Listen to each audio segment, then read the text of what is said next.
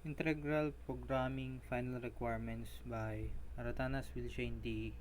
BSIT 2001 WMAD.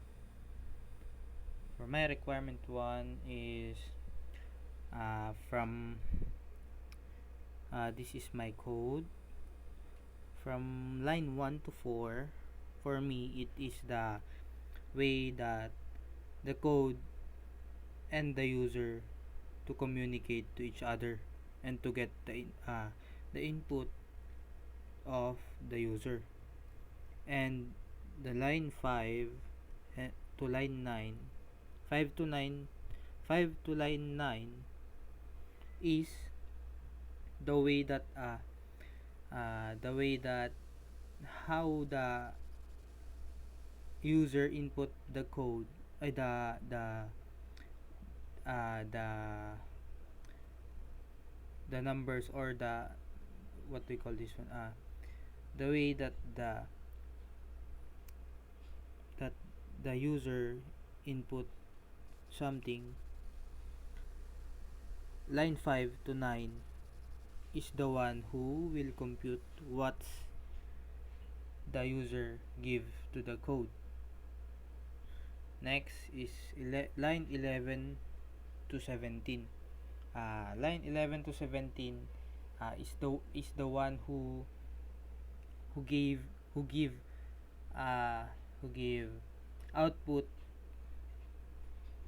to the .html file, and it is the one who who give uh, the body upon the HTML file.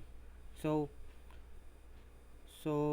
in here in HTML file we have h1 here, body to line 9 to line 19 is the one that we code in line 11 to 17 in here in the .js file.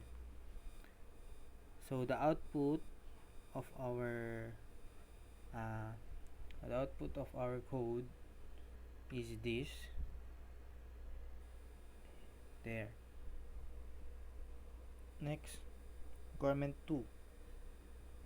In requirement 2, we have line 1 to line 10 who'll get the input of the user,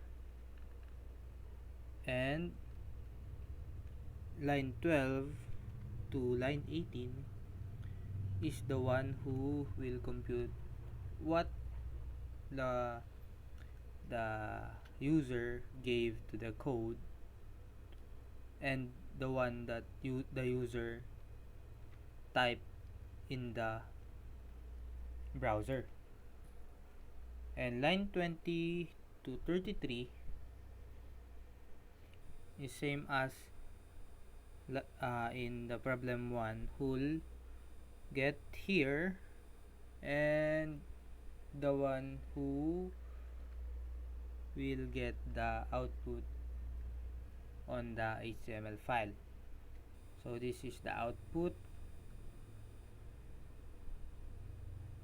Next, requirement 3. In line 1 to line 6 is the one that is also the one that will get the input of the user, and line 9 to line 11 is the one who will compute what is the time, the distance, the acceleration, initial value. And line 12 to line 16 is the one that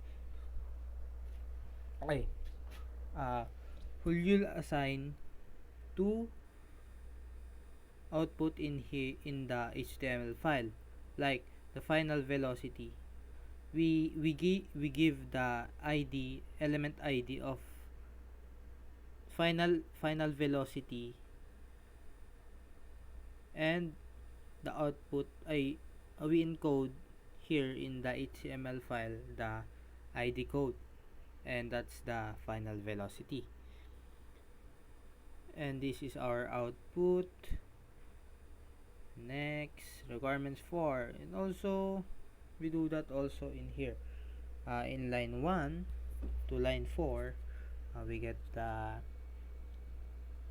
input of the user, what's the voltage, what's the current, uh, and in line 5 to line 6 is the one that uh, who computes what is the voltage over current, voltage times current. And line 8 to 12 is the one that gave ID, and who will output in h.html file. And the h1 curly brace, open curly braces, text dash align colon center is the one that is siya yung may pakana kung ba't nasa gitna ang ating output. Ang ohms laws, voltage 150, current is 20, resistance is 7.5, and the power is 3000. That's all.